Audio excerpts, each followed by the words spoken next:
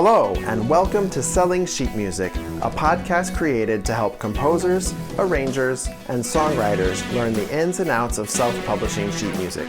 I'm your host, Garrett Breeze, and in today's episode, we're going to be doing things a little bit differently. Today, I'm going to be sharing 100 different ideas of things you can do to market your sheet music. And so for today's episode, we're just going to go down the list and talk about each one. This is the most comprehensive list of ways to market, advertise, and promote sheet music that's ever been assembled, and I'm confident you'll leave this episode with new ideas of things that will get your music in front of more people. ArrangeMe.com gives you free access to over 4 million copyrighted titles, allowing you to easily and legally publish your arrangements. And your works will be distributed by the world's most popular sheet music retailers. ArrangeMe users have already earned over $5 million in commissions. Join the world's largest self-publishing community at ArrangeMe.com today. HolidayChoirMusic.com is your one-stop shop for unique and exciting choral arrangements for Christmas, Hanukkah, Easter, and other holidays. Check out our new releases for 2022 or give your choir the gift of new music this holiday season by commissioning a new work. Enter the code PODCAST at checkout to get 50% off your first order. All right, before we get into the list, I just want to say that for those of you who like to take notes, never fear, you can also find this list at garrettbreeze.com, where I post transcripts of all my podcast episodes. If I've missed anything, you can use the contact form on that website to suggest new ideas. If I get enough new ideas submitted, we'll do a special bonus episode and update the list. So, without further ado, I give you 100 ways to market, advertise, and promote sheet music.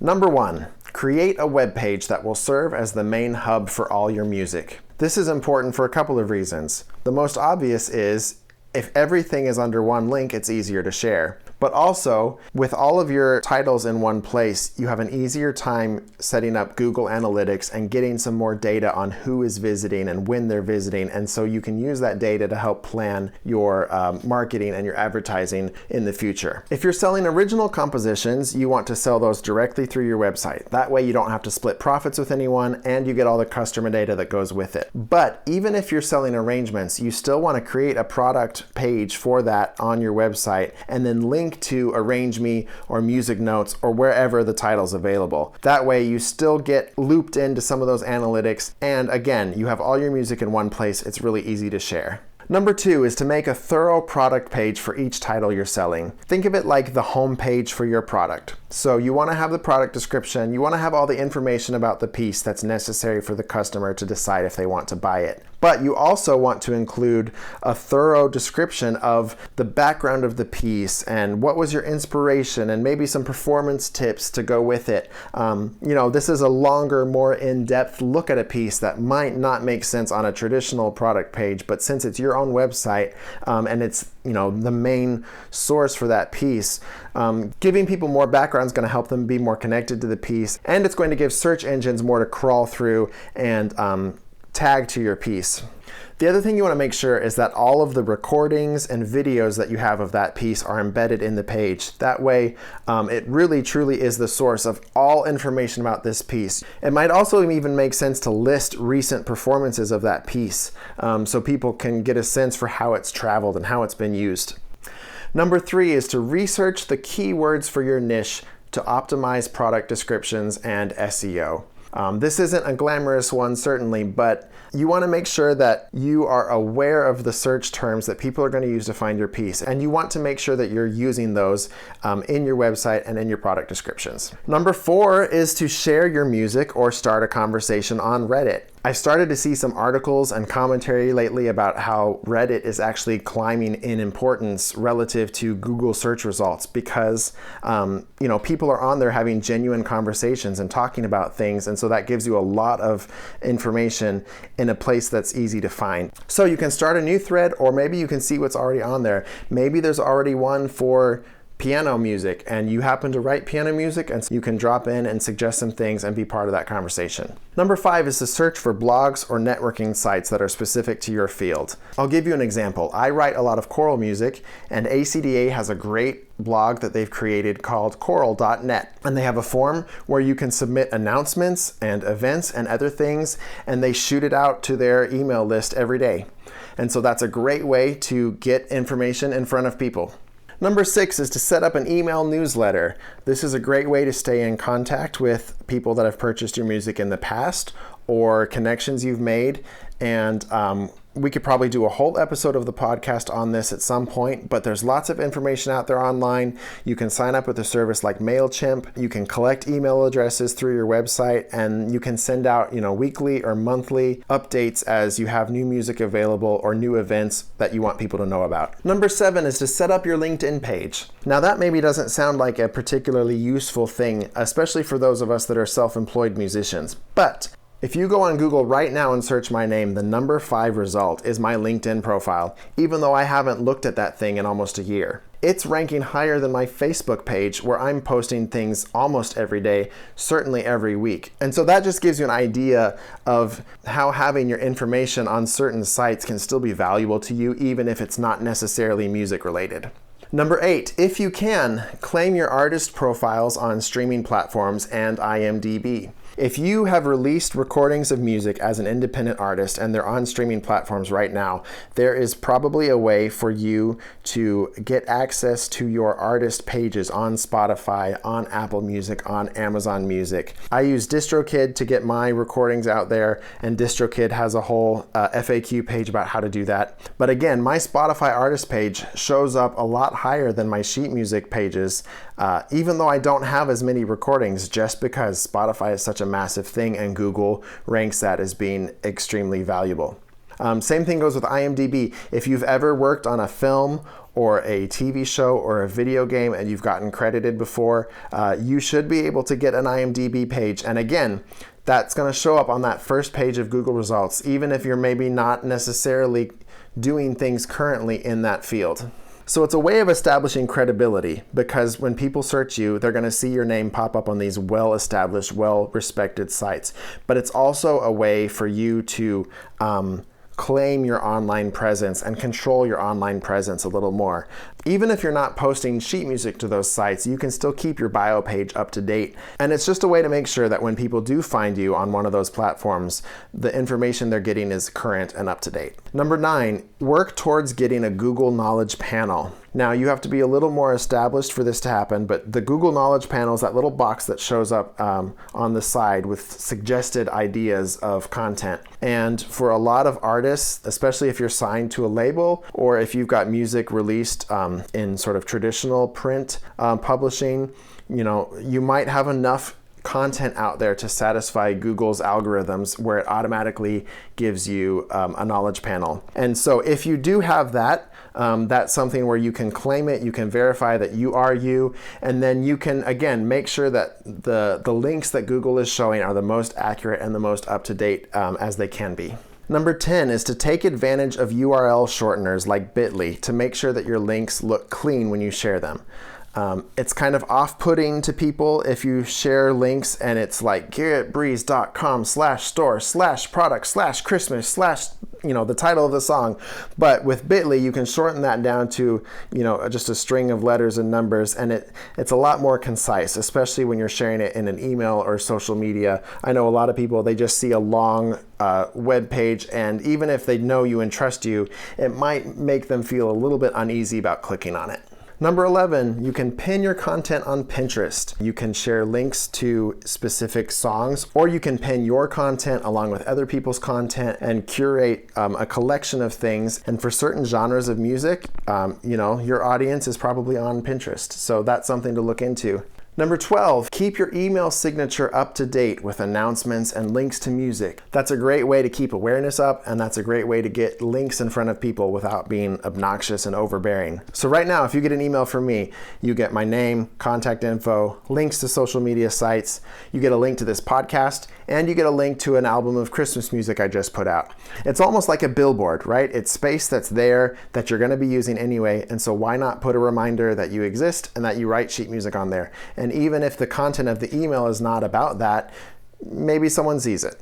Number 13 is to write a blog on your webpage about a related topic that brings in additional traffic. So if you're writing piano music, you could start a blog about, how to teach little kids piano or how to tune pianos or something related to pianos. That way you're bringing in additional traffic to the website of people that would also be potentially interested in your music. It's a more organic way of doing it. People don't like being spammed at constantly, but they might be searching for an answer to a question, come across your website, and then look at the music you have available. This is something we touch on a little bit in the second episode of this podcast, so go back and check that out. It's the interview with Jacob Tingen on websites and SEO, and there's some interesting things in there that I think will be helpful. Number 14 is to write articles for blogs and publications in your niche. So depending on what you're doing, there may be forums or magazines or popular blogs that are focused on a specific topic, and you can take advantage of the traffic going to those websites to promote yourself. And typically there's a little bit of cross promotion going on with a lot of these things, right? If you write for me, I'll write for you and we'll help each other, that kind of a thing. Number 15 is to start a podcast or be a guest on a podcast that's related to the kind of music you're writing. That's case in point what I'm doing right now. I write a lot of choral music, and I know that choral directors often arrange for their own groups. So I'm giving them the information about how to get their music out there, and they're going to listen to this podcast and go, gee, I want to check out Garrett's music, and buy all of it. Number 16. Write an ebook that you can share as a download in exchange for emails or subscribers. That's something that I do as well. If you go to garrettbreeze.com, I've got an ebook that's called Teaching Arranging in the Choral Classroom. So choir directors can put in their email, download that, use it in their classrooms to teach arranging. It's been a really great way to start conversations with people. I'm sure you can probably tell from all the ads that you get online, but educational material is really popular online. A lot of people are searching for how to do things online. And so if there's a way you can contribute to that, it's a great way to build up a following and connect with people naturally, rather than just sort of constantly spamming them, buy my stuff, buy my stuff, buy my stuff. Number 17, create an online lesson course teaching about something related to your niche. This is similar, but a different format. Maybe instead of a PDF download, it's a series of videos behind a paywall, or maybe it's something you share through a Dropbox link, or maybe it's a series of web pages they click through. The format depends on how you want to teach and what you're teaching, but that's just another way to get your content out there. Number 18, host a webinar or an online class about something you're passionate about. The reasons for doing this are similar to the last two, but the advantage is you get that face-to-face communication with somebody. You get to know them better. You get to connect with them rather than simply just giving them a download or a link. Number 19, you can write articles on LinkedIn. Maybe you don't want to go to the bother of setting up a website or committing to posting regularly on a blog, but occasionally you could write an article for LinkedIn and you have a decent chance of getting traffic because, again, the site is so popular, and you can include links to that in your social media profiles and that sort of thing. Okay, so the next dozen or so ideas are all related to video content, which is really, really important, especially on social media. Number 20, you can create score preview videos where listeners can hear the recording and follow along in the score. These are really popular on YouTube. A lot of the major publishers do it as a way for people to preview the music without having to hassle with downloads and watermarks and all that sort of stuff, which is a conversation for a different day. Number 21, you can make a tutorial video demonstrating how to play part of a song that you wrote. Number 22, turn the camera around, film a video of yourself talking about the piece, giving the background, how you wrote it, some tips for performing it. This can be a really neat thing, especially if your music is being written for educational purposes or being performed by school ensembles, because it can give you a chance to educate more about the music, and it can give students a chance to learn more about you and connect with the composer. Number 23, you can film a video performing your music or somebody else performing your music. Number 24, you can use stock footage to create music videos or lyric videos for a song that you've written. Number 25, you can take all of these full-length videos that we've been talking about and chop them up into smaller segments that you can share as TikToks, Reels, or Shorts. It's an easy way to get more content, and it's an easy way to use the same material on multiple platforms. Number 26, you can create a promo video to tease an upcoming release. You can kind of follow that movie trailer format and maybe reveal a date that something's going to be happening or give hints as to what it is to build excitement. Most of the time, it's going to be easier to share a playlist of multiple songs than a bunch of individual links.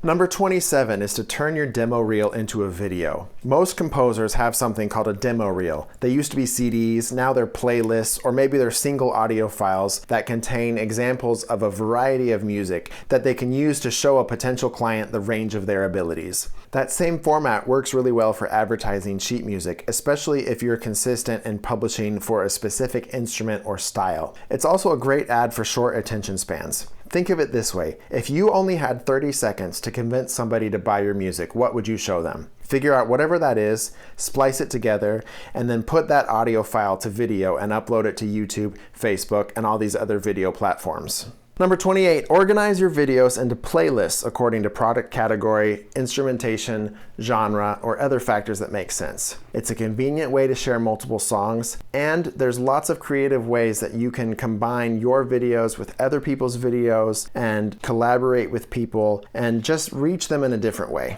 Number 29, take advantage of live streaming. You can do this on Twitch, you can do this on Facebook, on YouTube. There's lots of different ways to get out there, and there's lots of different ways you can use it. If you've got a following, you could use live streaming as a way to talk to people in real time. You could show the behind the scenes of how you write music or how you perform music. Maybe you're at a rehearsal and you want to post a live video just to give an update on how things are going. There's lots of different ways that you can take advantage of live streaming, and if you're strategic about it, you can also connect it to sheet music. Number 30 is to create a music visualizer video. They're a little bit easier to make than a music video because it pretty much stays on the same image, but then there's stuff pixelating and moving around it that still makes it a little more interesting to watch. Number 31 is to make a YouTube reading session. For those of you that don't know, a lot of music educator conferences have these things called reading sessions where the presenters have selected a number of recommended songs and they bring samples of the music with them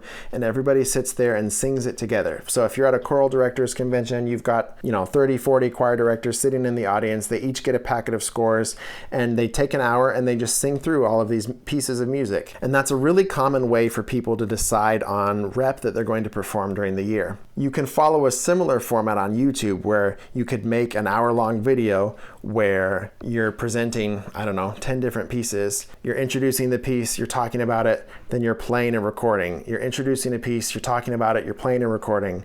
Number 32 is to host a video contest. So there's a couple of different ways you could do this, but the basic premise is you get your followers to record videos of them performing your music and sharing it to social media. You can have prizes, you can make a playlist with all the submitted videos, you can get everybody to share the videos that they made, and that just spreads awareness about your music.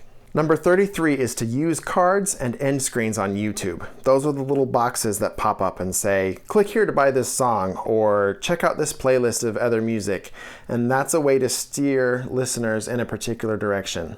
All right, this next batch of ideas all has to do with social media, and I have purposely not divided them according to platform because a lot of them are going to work on multiple platforms. So if you think about it in that way, this list of 100 is really more than 100 things that you can do because some of these ideas are going to work on Facebook, on Twitter, on Instagram.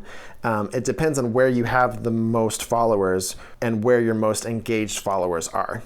So, number 34, create social media pages for your publishing company. You want to make sure they're business pages. That gives you additional analytics and tools that you can use to keep track of engagement. You want to make sure that the branding is consistent among the different platforms, and you want to make sure that, if possible, you're using the same name. So for example, my handle that I use for my social media platforms is BreezeTunes. You can go to youtube.com/BreezeTunes, Instagram.com/BreezeTunes, Facebook.com/BreezeTunes, and that always gets you to me.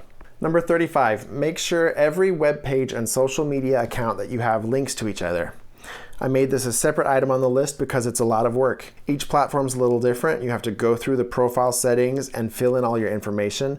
But the principle is you just want to make sure that all the information is there so that when people want to find out more about you and about your music, it's easy for them to get that information. Number 36, you can create Facebook groups for your music. I'll be honest, I had about given up on Facebook until a couple years ago I discovered how much was going on in groups. There's groups for choral musicians, groups for piano musicians, groups for music educators, and the content that's getting posted there is much better than what I was seeing on just my regular timeline. So depending on what you do, it may make sense for you to have a Facebook group that you invite followers into, and that can be a place where you're a little more spammy, I suppose, because you know everybody's interested in music, but it's also a little bit easier of a place to have a conversation. So if your specialty is writing saxophone music, you could create a group for saxophone players and you can talk about all sorts of things, but it helps narrow the focus, and really any way that you can build a community around what you're doing as a musician is a good thing. Number 37, you can create header and banner graphics that announce a new project. You can change your profile images, your header images to some kind of graphic that announces the date of a new release or a new arrangement that you've done. You can make those really easily on Canva. I talk about that in episode 3 of the podcast. It's a web page where you can make an image, resize it, use templates, use custom layouts. It's a really easy way to just get images and content for social media. And it's just a different way to post about things on Facebook, right? Rather than doing that, "Hi everyone, please check out this link." Anytime you update something about your page, that automatically spits out a notification on the people's feeds. And so it's just a different way of getting that message across.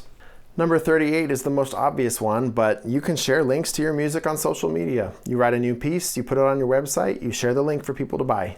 Number 39 is to share a picture of your music printed out and artfully displayed. This is more of an Instagram thing probably, but I don't know. You clean your desk, you lay out your sheet music. Maybe it's about Christmas, and so you've got the elf on the shelf and you've got some mistletoe or some Christmas lights, but you make it look appealing. Number 40 is to set up a shop on Facebook and Instagram. If you have an official business page, this is something you can do to sell products, and you can actually link to music notes, to JW Pepper, to Sheet Music Plus, to your personal website, wherever you want people to go, you can link to that through Facebook. And it's just another way of providing the option to people. It also helps with the Facebook algorithm because they're more likely to promote a Facebook store than they are some external link. And so you can tag the product that's in the Facebook store in your post, and Facebook sees that and they like that. Number 41 is to create an image or a graphic for each piece that you publish. It's basically posting a link to new music, but there's a picture with it. Number 42, you can create memes related to your music.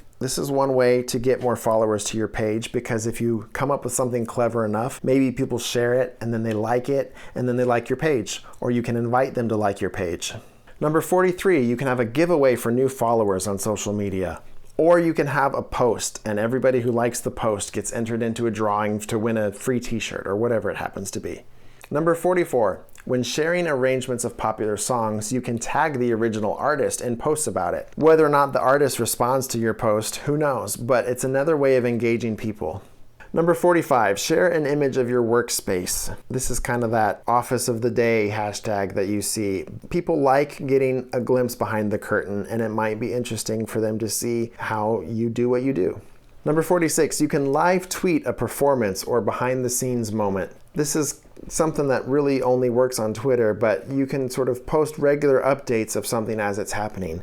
Maybe you're getting ready to go on stage at a concert, or maybe you're finishing up a piece, and you can kind of give the play-by-play of what's happening as that's going on. Number 47, share the social media posts of anyone performing your music. This is self-explanatory, but if such and such an orchestra is going to perform one of your compositions and they share a post about it, you share that post. It's mutually beneficial because you're getting exposed to their audience and they're getting exposed to your audience. Number 48 is to use a service like Linktree that lets you fit multiple links easily into social media bios. This is especially useful on Instagram, where there's not as much space in that bio to put links. So you can put one link, and then when they click on it, it brings up a bunch of stuff. Whatever you want, really, but it can be your YouTube channel, it can be a specific product on Sheet Music Plus, it can be your personal website, it can be your Twitter page, it can be all sorts of different things. Number 49, jump on viral music trends as they happen. Maybe it's a song on TikTok, or maybe it's a show on Netflix that uses a song that blows up. If you can get an arrangement out quickly, you can take advantage of all the buzz going on. You know, back in the pandemic when everybody got into sea shanties, if I had been smart enough to publish a couple of sea shanties, I would have made a ton of money, but I wasn't that smart. And you know, this is one of the main true advantages that self-publishers have over traditional print outlets, because there's a much shorter turnaround time to get anything done. I could decide tomorrow I'm going to arrange a song and have it online by the end of the day. With a traditional print music publisher, it's going to take them 3, 6, 9 months to get music out there, and by the time they do, that viral trend is likely to have passed. Number 50, share links to music in Facebook groups. We talked before about why you should create your own groups, but take a look at what groups are out there, and if there's one that makes sense, or if there's one that's for a specific audience that you're trying to reach, see what the kind of content that's being posted there, and more likely than not, there's going to be a couple of groups where you can share your music. A lot of them will have rules, like maybe self-promotion is okay, but only once a week or once a month, so you just kind of have to scope things out first. Number 51, respond to requests for recommendations in Facebook groups. There are a lot of groups where people will get on and ask for ideas. I'm in a bunch of choral director groups, and people are getting on there all the time asking for certain things. Maybe they need a concert opener, or maybe they need a piece for a Veterans Day concert. And if you have something that fits what they're looking for, then you can jump in and comment and share your music, and it's not spammy. You're actually helping someone. Number 52, ask questions and start conversations. I know that's kind of vague, I know that's kind of general, but it's important to remember that social media is not about just shouting into the void. You want to start conversations with people. You want to learn things about people. Your business word of the day is engagement. When you have more people commenting and liking your posts, the little algorithm robots will see that and be more likely to share it with other people. So that's going to increase your reach as well. Number 53, hold a live Q&A.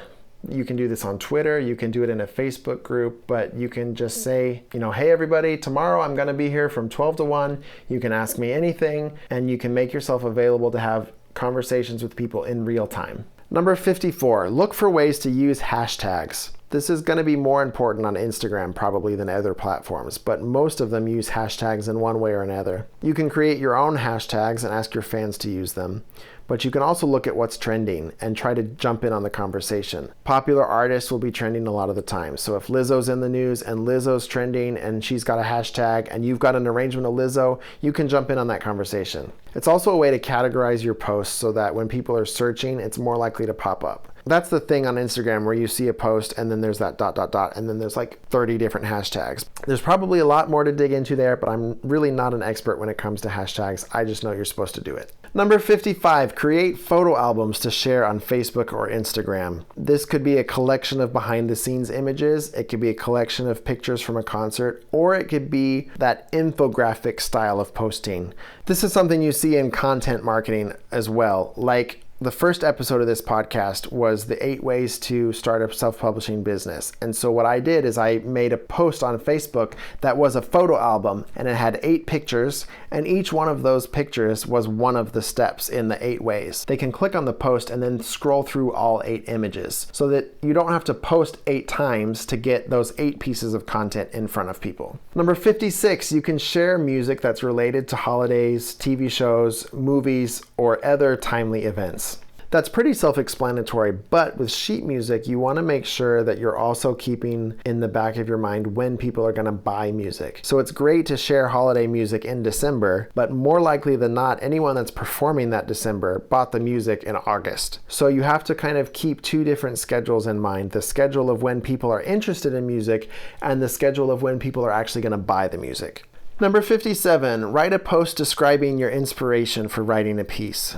So you can talk a little bit about where your ideas came from, and you can share an image that goes with it, or you can share a video or a recording that goes with it. Number 58, create engaging social media stories. On Facebook and Instagram, stories are basically a second news feed, and a lot of people prefer that to the regular news feed. So if you ignore the stories part of the platform, you're going to be missing out on a certain segment of your audience. Now, they're a little bit different from regular posts. In some ways, it's kind of hard to figure out because it sits there at the top of your page, but then after a while, it disappears forever. But you can string together different images, you can put text on top of it, you can add music, you can do a lot of different things in the sort of built-in story editor that comes with Facebook and Instagram. So again, that's just a way to reach a different set of people. Number 59, create inspirational posts that relate to your music. It could be a quote you really like, or it could be a short story about something that happened, but just something heartfelt and genuine that makes people feel good. If you go back to episode 2 of this podcast, we talk about how people get on social media to be educated, entertained, or inspired. So you want to make sure that you're creating content that fits one of those 3 categories. And that leads us perfectly into number 60, which is to make educational posts that relate to your music. This can be very literal in the sense that you're trying to teach something to the people on Facebook reading your timeline, but you can also take it as your sales pitch to educators. If you buy this piece, here is what you can teach. You could also tease the sort of broader educational aspect for audiences. You know, if you're composing music about a certain social issue or that incorporates a certain text, you could create a post about that aspect of it as well. It's a different way to get people interested and to engage with people. Number 61, share news from your industry. This could be you sharing posts from other social media sites. This could be you sharing articles or videos or news stories. It's just a reminder that social media doesn't have to be all about you. And I think it's worth pointing out that even if you're not writing the content, if you're regularly posting things that are helpful and informative, then that builds up your reputation, or at least the reputation of your social media page, as a place where people can go and get useful information. Number 62 is to share music-related jokes. If nothing else, it might make some people laugh. Number 63, pay for advertising on social media. This is going to work better for some types of music than others, but there's a lot of tools to target ads or to boost specific posts and try to reach a certain population. I think it's an idea worth trying, but I think you need to go into it with a goal and a budget and some way of evaluating whether or not it's working.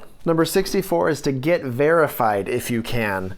Verification is that little check mark next to your name that proves that you're the real you and not some fake imposter account. This is really different from platform to platform. You have to prove you're important, you have to have a big following. This isn't super high on the list of priorities, but if you're somebody that's established enough where you can get it, then go for it. Okay, shifting away from social media now into more sort of traditional marketing methods. Number 65. Mail postcards advertising your music. If you've got a specific enough audience that you're going for, church choir directors, high school band directors, private music schools, music retailers, that sort of thing, those are all businesses with publicly available addresses that you can use to send them a letter or send them a postcard. Obviously, direct mail is not going to be the most effective form of advertising, but maybe in today's world where everything is totally digital, that's enough to make you stand out. What I'd suggest doing is having some sort of QR code or private link on there that you can keep track of. So maybe there's a coupon code that's only on the postcard. That way when people buy music on your website and use it, they came from that card. Or if they clicked on a link, that the only people who had that link were the people who got postcards. And then you have some sort of way of evaluating whether or not that was worth doing. Number 66 is to pay for Google Ads to boost your products and search results. You don't want to run the risk of throwing a bunch of money at something that's not working, so make sure you go into it with a goal and a budget and you have some sort of way of deciding whether or not it's worth the bother. Number 67 is to advertise in concert programs, trade magazines, or other publications. So there are a lot of organizations out there that are adjacent to musicians or connected to musicians or serving musicians. You've got companies that sell technology. You've got music ed organizations that are working with teachers. You've got concerts that are going to be attended by a lot of musicians. So you have opportunities there to buy advertising in a more traditional model. Again, same with the mailings. You want to have some sort of QR code or coupon code or something that you can track specific to that ad. It's an imperfect science, of course, but if you have a code in there and you see that 3 people use it, you don't know how many people really looked at the ad, but you at least know that those 3 people saw it and did a thing. Number 68 is to ask for referrals. The music business is all about who you know. And we all know musicians who know other musicians who know other musicians, and you're a lot more likely to connect with somebody if you have a mutual friend who can make that happen. Number 69 is to submit your music for state organizational lists. Every state does this a little bit differently, but For the most part, every state is going to have some sort of music ed organization that provides a list of suggested repertoire. So if you can get one of your pieces on that list, you've got a great chance of music educators in that state taking a listen to your piece. You've also got specific festivals or contests that might require participants to perform one or two of the pieces from that list. So again, it's another great way of encouraging sales, and you should do everything you can to get your music onto one of those lists. Number 70 is to put your music on sale. You can do this with a coupon code that automatically lowers the price, or you can go in manually and change the price of specific items. You could tie your sale to a holiday like Black Friday, where you know other people are going to do the same thing, or you can invent your own sale. Number 71 is to rent a booth at music conventions. You can set up a table, put up a big sign, and just talk to people as they come through the exhibition hall. Number 72 is apply to present at music conferences. Especially over the summer, there are organizations for music technology, music business, music education that hold annual conferences and put out calls for proposals for speakers and presentations. If you've got a topic or an idea of something you could speak about, especially if that's something related to the sheet music you're trying to sell, this is a great opportunity to travel, to meet new people, and to be held up as an expert in your field. Even more important than the presentation itself is probably the conversations you'll have with people before and after you speak. It's a no-brainer. Number 73, attend local networking events. You should be aware of things going on in your local community. Concerts, conferences, parties, formal get-togethers hosted by organizations, that sort of thing. Again, the music industry is all about who you know. And don't forget about the opportunities available in your local communities because you're so focused on your online presence and your social media marketing. Number 74, create merch for your publishing company that you can sell or give away. It's a way to establish your brand, it's a way to connect with fans, and it's a way to leave reminders with people. Number 75, use the sheet music itself as advertising space. Make sure your website's on there, make sure your contact info is on there. And if you have other music that's related to what you're selling, make sure to indicate that in some way, whether it's an alternate version of the piece or just a different title from the same series.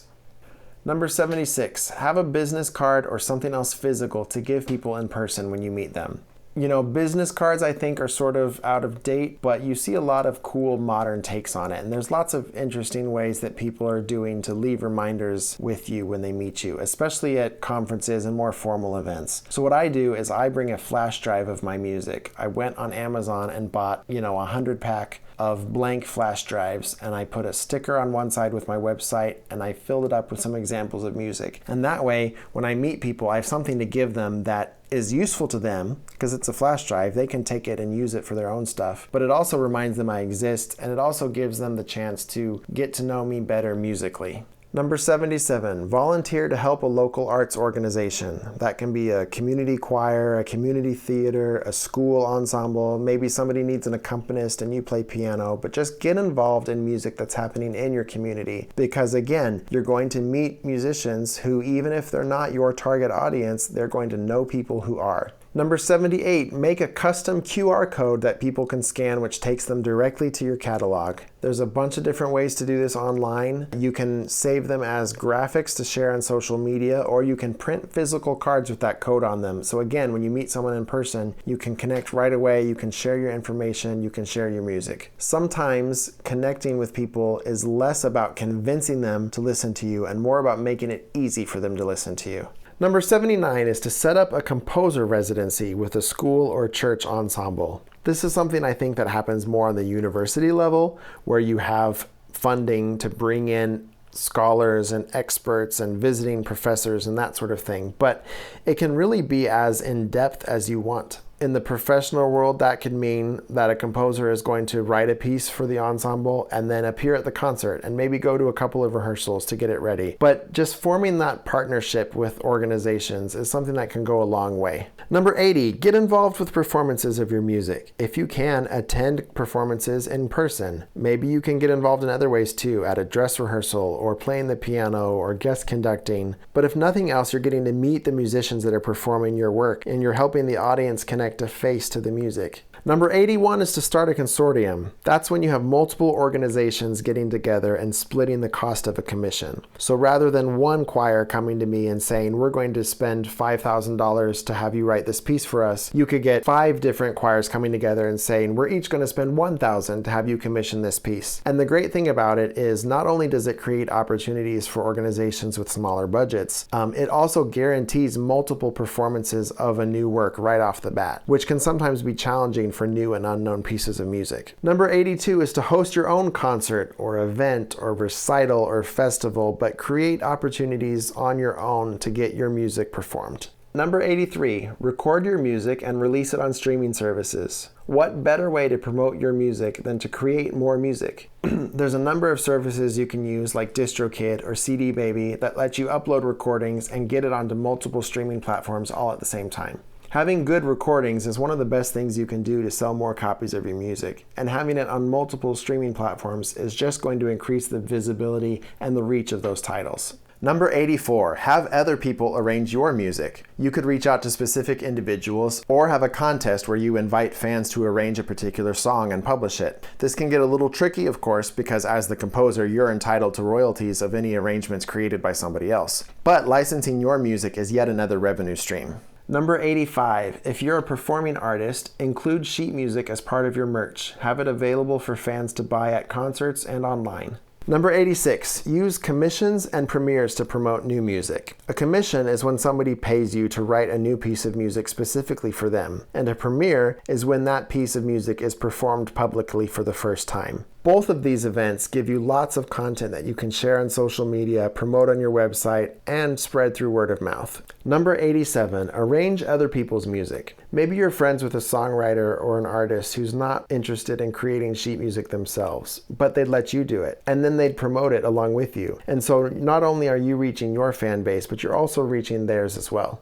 Number 88, co-write with other composers and arrangers. Yes, that means you're going to have to split royalties, but when it comes to creating music, 1 + 1 does not equal 2. 1 + 1 is more like 6. When you prioritize the things that each of you are good at, you find that you're able to create music more efficiently. Not only that, but your reach is wider as 2 composers than it is as 1 because you have different fan bases. Number 89, use a fundraising platform like Gofundme to raise money for a special recording, project, or piece of music. These sorts of campaigns can provide a lot of buzz for a project, and they give you an opportunity to reward backers in creative ways. Number 90 is to write a song for a cause. Maybe there's an organization you want to support, or maybe there's a special event you want to raise money for. Maybe there's a topic you just feel really strongly about. This is basically the composer equivalent of a benefit concert. You might not be able to hold a concert or a recital to raise awareness for something, but you could write a song. Now you have to be careful about this because if it feels like you're just using the topic to promote yourself, then it's going to come across as fake and people aren't going to respond well to it. But if there's something you're genuinely passionate about and feel inspired to write music for, then it's a great way to reach people on a different level and actually do some good in the world at the same time. All right, we're in the home stretch now. These last 10 ideas are all about creating additional products that you can use to promote your sheet music. Number 91, create lesson plans or homework assignments that go with your songs. That way you get an additional sale. 92, offer private lessons and use your sheet music as the course material. You can do this in person or online. Number 93, publish as many variations of a song as possible. If you're writing choral music, publish it in multiple voicings. If you're writing solo instrumental music, publish it in all the different transpositions. It has a compounding effect because all of a sudden one product turns into 5 or 10, and all of a sudden you have a greater chance of reaching people. Number 94, sell accompaniment tracks. Let's say, for example, you've written a piece for solo, flute, and piano. You could create an accompaniment track that makes it easy for that flautist to rehearse at home or perform on a recital without having to get an accompanist. Or you can expand that track and add additional instrumentation and make it really fun to play along with. These kinds of tracks can also make it possible for a lot of school ensembles to perform your music. And again, it's an additional sale on top of the sheet music that they've already bought. Number 95, sell part learning tracks. These are a different type of audio track because it's not something meant to be performed with, but it's something that students can use at home in rehearsal. Number 96, publish each song on as many platforms as possible. I'm kind of burying the lead here a little bit because this is the most important thing you can do to increase your sales. Think of it as a reward for sitting through the whole episode. But basically, if you write an original song or composition, you own the copyright. You control where that song goes. So you can sell it anywhere and everywhere you want. And if you've created multiple versions of that piece or alternate versions of that piece, that's when you really begin to see the exponential effect. So let's say, for example, I write a piece for SATB choir, but I also have SSA, TTB, two-part voicings, right? That's 4 different versions of the piece. And then if I sell that on 4 different websites, now I have 16 versions of the piece out there. That's 16 chances for somebody to find my music in search results. And so I'm more likely to make a sale because of it. Number 97, start a Patreon or other subscriber community. This generally means that you're going to have to create additional subscriber-only content, but they're also going to be spending more money on you, so it's worth it in the end.